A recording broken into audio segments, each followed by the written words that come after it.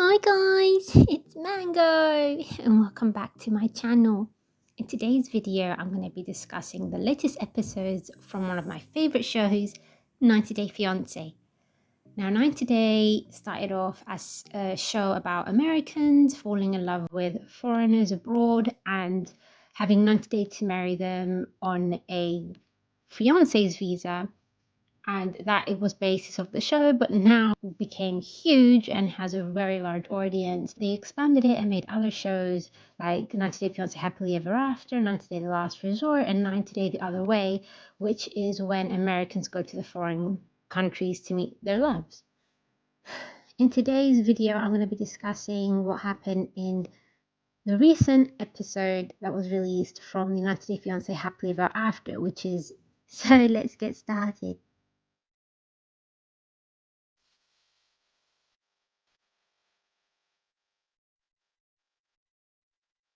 The episode starts off with Jasmine and Matt, where they start a conversation about, where Jasmine starts a conversation about her wanting to meet Matt's parents and family, but Matt becomes quite reserved and declines because he said that they're very conservative Romanians and very religious. And he starts by explaining how the way Jasmine dresses, speaks, even her nails are going to give a heart attack to his mum. So that makes Jasmine feel really bad because she, to quote, says that people should accept her the way she is and not change because of someone else's culture, which is something that I found many couples on the show say, like many people. But it's very funny because even Jasmine herself told like Gino to embrace her culture. And there's many other couples that ask their partners to embrace their cultures, but when it has to be the opposite, they don't accept it. So that was interesting. And Matt finds a middle ground by telling her that she's going to meet one of his childhood friends, David. That makes Jasmine feel a little bit better because she's going to meet someone from Matt's immediate circle. Now, the second Jasmine and Matt meet up with David, you can tell that he noticed Jasmine's baby bump and had the funniest facial expression. Jasmine did not go easy. He immediately asks how Matt and Jasmine met, and Matt sort of played it real simple and wanted to hide how things are. And he basically said that they met at the gym and that they became good friends. Jasmine didn't take that lightly. She got slightly offended that he didn't give the full picture, that they're living together, that they're a couple, that she's married and they're having a baby. But Jasmine took the opportunity after finding out that David and Matt used to live together for 2 years to ask David about Matt's past and that if he was a ladies' man. David revealed that he wasn't, and that triggered Jasmine to just start telling Matt's friend that she was married twice, and that made Matt feel really awkward. And then Jasmine just went on to reveal that she's still married, and I'm not gonna lie, there was actually no reason for her to even just go on a rampage of everything that's going on right now in their personal lives, and that made Matt get annoyed. Jasmine started saying that she just wants to be honest and be herself to Matt's close people, and she continued by revealing that she is pregnant. And Matt asked his friend not to tell anyone about it, which made Jasmine very emotional. But Matt behind the scenes said that for him, his relationship with Jasmine is a hot mess. I don't think Jasmine understands how bad everything looks in the situations that we're plugged into. It's not that I'm ashamed of her. It's not that I'm ashamed of the baby. And he's worried how his mum will take it because he started a relationship with a married woman and is having a baby outside of wedlock while she's still married to another man. And that is the reason why he is reluctant to let Jasmine meet his parents. It all comes down to you're still not divorced. Like, we just look a hot mess. That's what I'm looking at. Why aren't you seeing this? And she doesn't. Unbelievable. I don't know. Matt's friend, though, does show a lot of support towards Jasmine, and he tells him that he should introduce Jasmine to at least his sister and his parents, and that he shouldn't make jokes when Jasmine is upset, which Jasmine really appreciated. Next couple that we got a glimpse into this week's episode was Darcey and Georgi, who continue the drama from the previous episodes.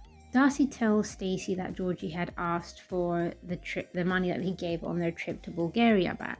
Darcey found that insulting and hurtful, so she wanted money for their rent, and because he wasn't being responded, Darcey said that she added daddy to her text message with Georgi, where she asked him to pay the money for the rent.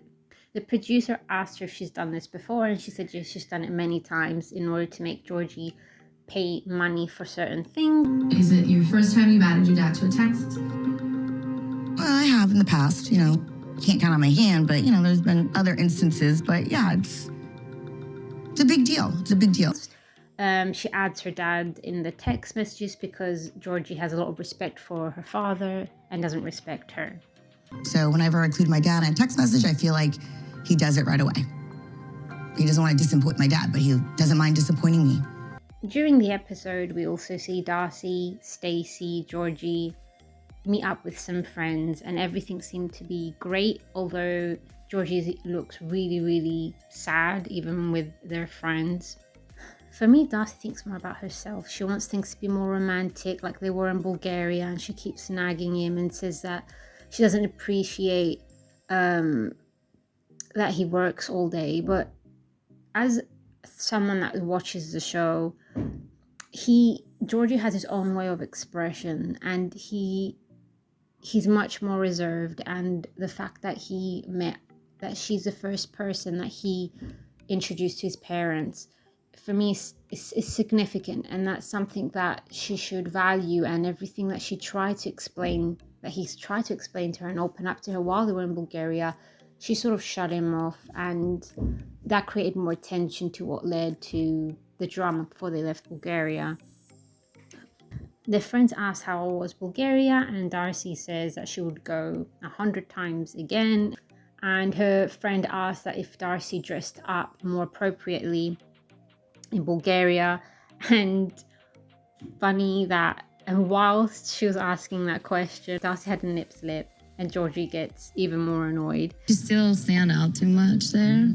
We thought about it, but Can you just close your yeah, my boobs popping out now. This is Miami. It's okay. In Georgi's tradition, but I need to walk with your dog.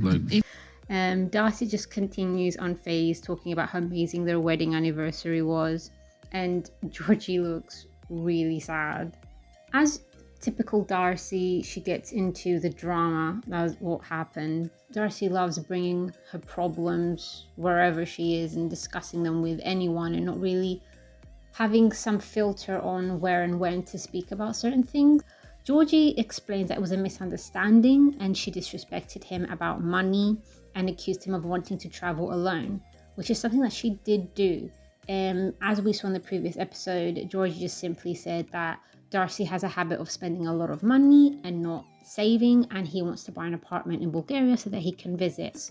This is also something that we saw when Georgi and Darcey arrived in Bulgaria, and on the first day she started telling Georgi's mother about their marital problems, and that is something that annoyed and bothered Georgi because he hadn't seen his parents for I think 10 or 13 years, and the first day that they see him, she starts talking to them about their drama.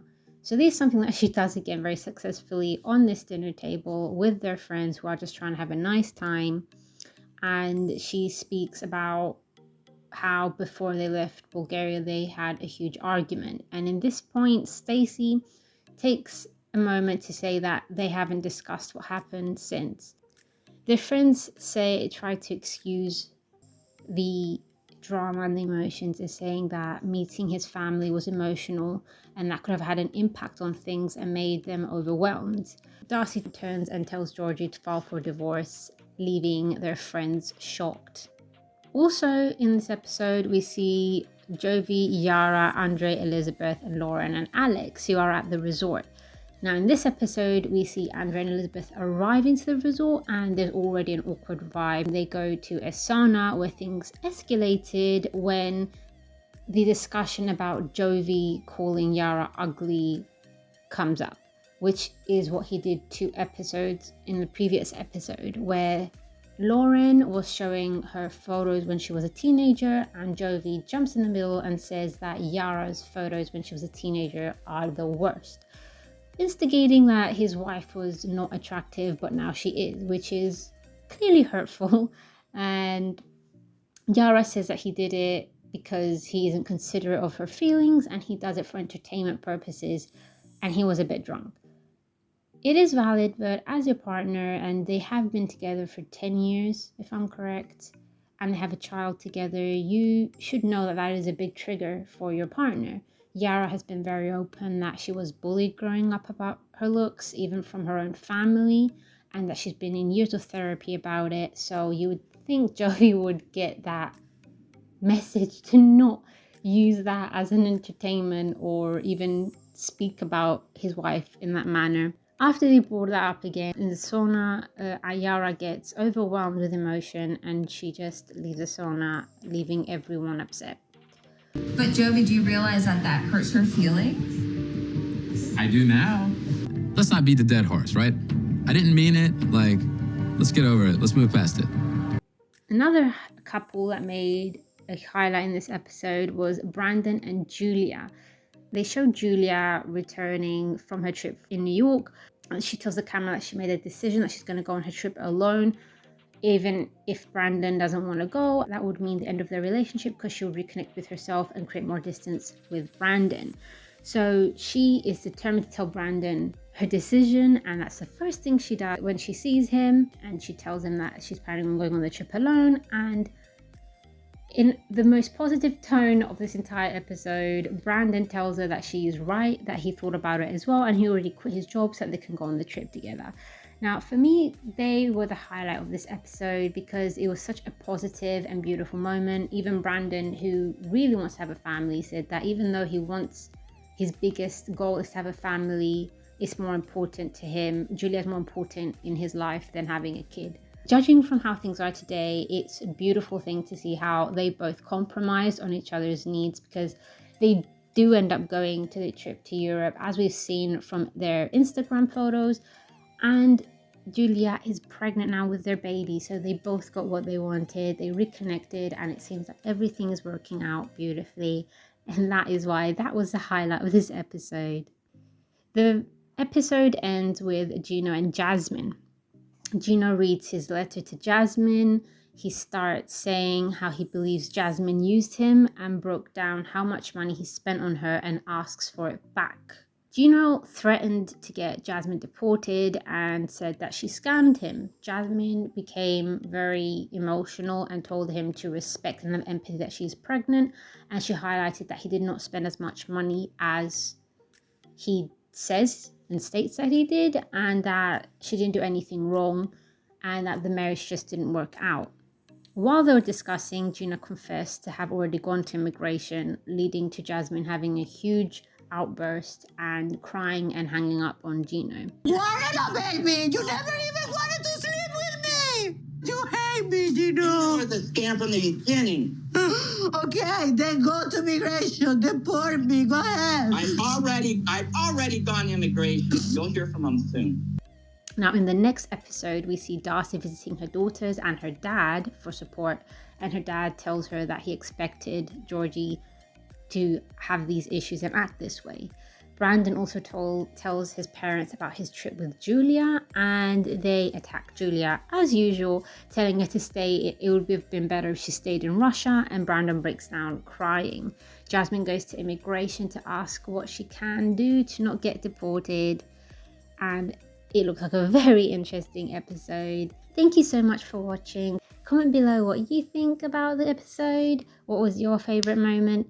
Like, share and subscribe, and I'll see you on the next one.